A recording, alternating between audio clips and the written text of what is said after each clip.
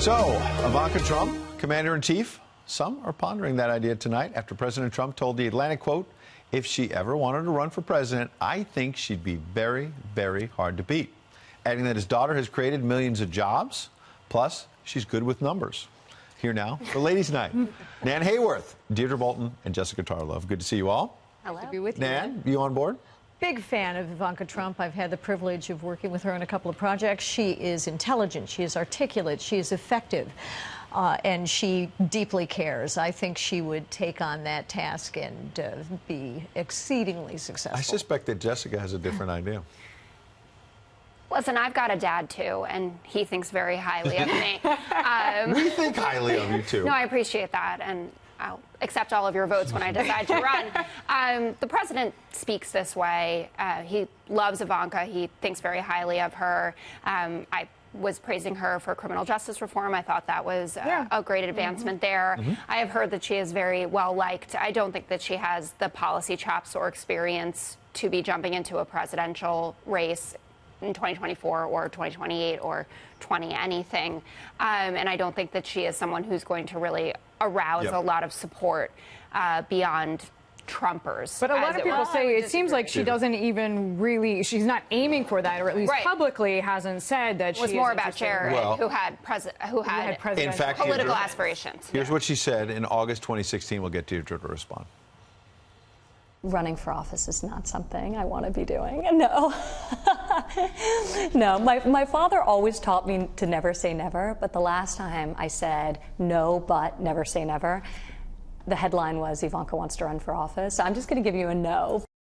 So, yeah, that's pretty clear. I mean, she was running a successful, jewelry fashion line. I mean, I will say this. I do empathize and sympathize with anybody in the public eye who is there more or less because of their parents. I mean, her life would have been much easier had she stayed in New York. Whether you love her or hate her, you're right. This was an easier gig than where she's sitting Well, now. Talk about easier. Chrissy Teigen hammering Ivanka Trump. You've heard the idea that she stood by, she's complicit, all of that.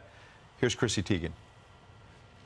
It's a painful thing to see such a complete lack of empathy when it comes from people like Ivanka, I will say, that can post all day pictures of her children. There are children out there that don't have that opportunity.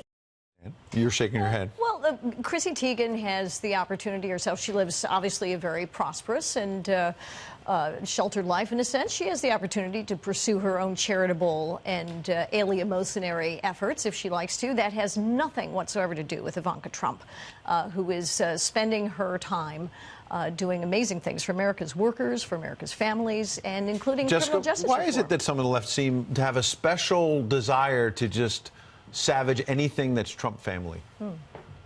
Listen, the kids, the family, Well, because these aren't just kids. They are advisors to the president. They have formal roles. They are running around the White House. That huge Atlantic piece talks specifically about how Ivanka is always the one who makes sure to be dropping in. Jared is an advisor himself, and the other brothers are supposed to be running that business, but they're spending a lot of time on the campaign trail and on cable news. Which they have a right to do. Well, it's not clear, actually, with nepotism laws, actually, if there have been violations of divestment with companies and who's profiting off the presidency. But I want to touch on what Chrissy Teigen's talking about, and this is a big issue for people. You get told all the time, conservative women never get to be called feminists. What is that about? And being a feminist is about advocating for women. The policies that Ivanka Trump supports do not help women. Raising the minimum wage, for instance. 2/3 of the people in America who are on the minimum wage are women. She's not for raising the federal minimum wage. There are heartbeats. Really? Having a higher salary doesn't help women? Having a higher salary does, but raising the federal minimum wage is not the way to do that. Deirdre, well, she also did have the double child tax credit, right, as part of the 2017. That helped, in theory, women and hopefully But she has families. the 50 million USAID fund that's going to help 50 million women. So everybody got $1. You know what's going to help a lot of people and there are no as they head into the weekend? If this they don't have to picture see me of anymore. Adam Schiff. Look at this picture of Adam Schiff, who tweeted out about Chrissy Teigen. And he said, I might have to delete this. I just wanted everyone to see that. It's great for the weekend. That's the story on this Friday night. On Monday, don't miss Martha and Brett's Town Hall with Senator Bernie Sanders, 6:30 Eastern. I'll see you again, Fox and Friends, tomorrow at 6 a.m.